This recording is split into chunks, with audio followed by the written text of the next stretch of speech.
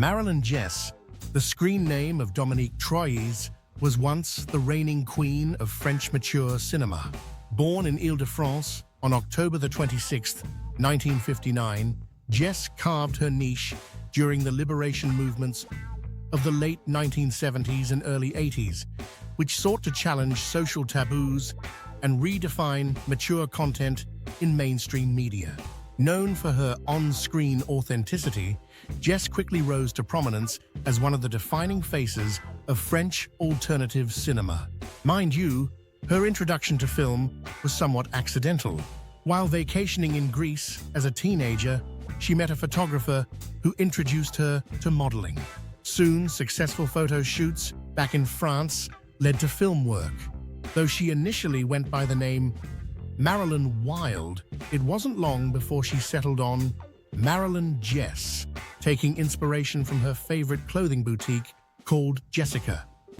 Under this new persona, Jess embodied an image that captivated fans. In the era of Brigitte Lahaie, another French film icon, Jess represented a similar natural beauty.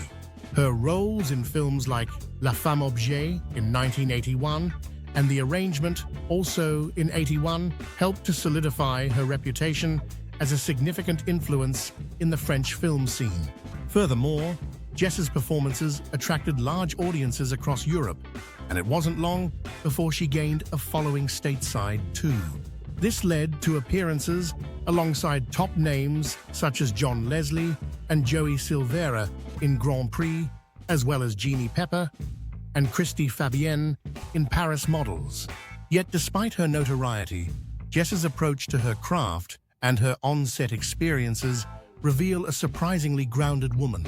Jess's reflections on her early years in the industry contrast sharply with popular perceptions of the business. She said the filming of her era was supportive and respectful. Colleagues like Alban Serret, Richard Allen, and Dominique Aveline created a family atmosphere where she felt safe and valued, a sentiment many of her peers echoed. Jess expressed a genuine enthusiasm for her work, especially when collaborating with filmmakers who embraced a creative, narrative-driven approach to genre films.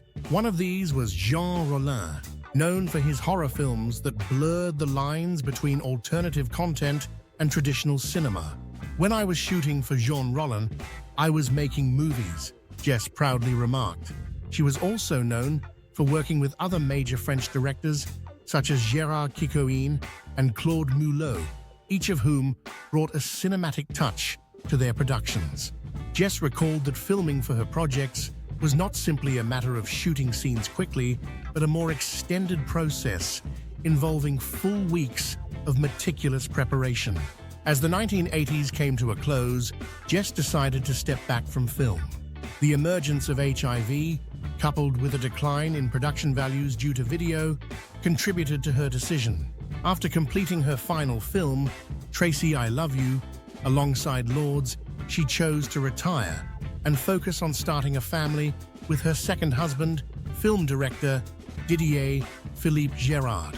Following her retirement, she took up roles as diverse as managing a household appliance store to performing show evenings in Paris's Club 88 on Rue Saint-Denis. She briefly returned to the screen in Laissez bronzer les cadavres in 2017, a neo-noir thriller that allowed her a taste of the conventional cinema she had once aspired to. Looking back on her life, Jess does not identify herself as a pioneer of the sexual liberation movement. "There was always my work on one side, my life on the other," she said, distancing herself from any perception of her work as social activism. However, in France and beyond, her films became part of the broader fabric of a cultural revolution that explored sexuality more openly and critically. Today, Marilyn Jess is remembered for a career that straddled societal boundaries. Her films are part of a provocative legacy in French cinema. Through her story, Jess remains an enduring example of an era's cultural shift and of the tension between artistic aspirations and the realities of alternative cinema.